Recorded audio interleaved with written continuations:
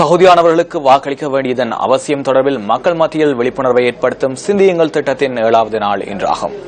சக்தி Sirasa news first மற்றும் cafe அமைப்பு ஆகியன இணைந்து நாடளாவிய ரீதியில் இந்த விழிப்புணர்வு திட்டத்தை முன்னெடுத்து வருகின்றன.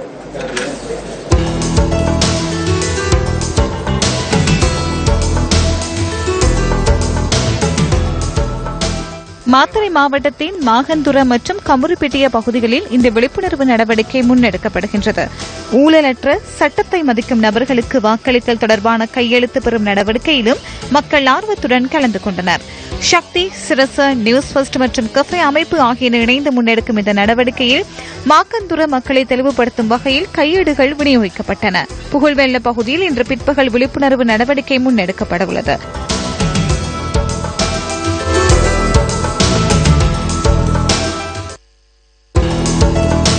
இதேவேளை யாழ்ப்பாணத்தில் பயணத்தை ஆரம்பித்த மற்றொரு குழுவினர் பொலனறுவை பக்கமூன பகுதியை சென்றடைந்துள்ளனர்.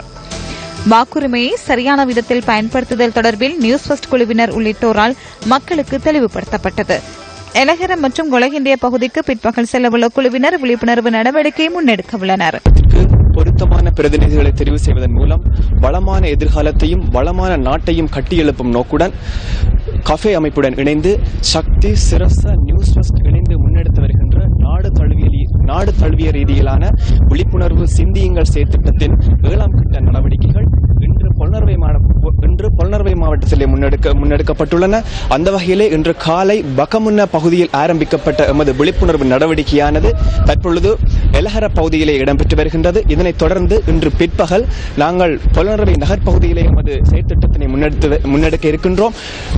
எங்களுடைய இந்த செயற்திட்ட நடவடிக்கையின் போது மக்களுக்கு வாக்களிக்க வேண்டிய அவசியத்தையும் அதே நேரம் பொருத்தமானவர்களை பாராளுமன்றத்திற்கு தெரிவு செய்ய வேண்டிய தேவையினையும் நாங்கள் எமது மக்களுக்கு வலியுறுத்தி வருகின்றோம். செய்திகளுக்காக எலஹர பகுதியிலிருந்து துரைசிங்கம் நிரோஷன்.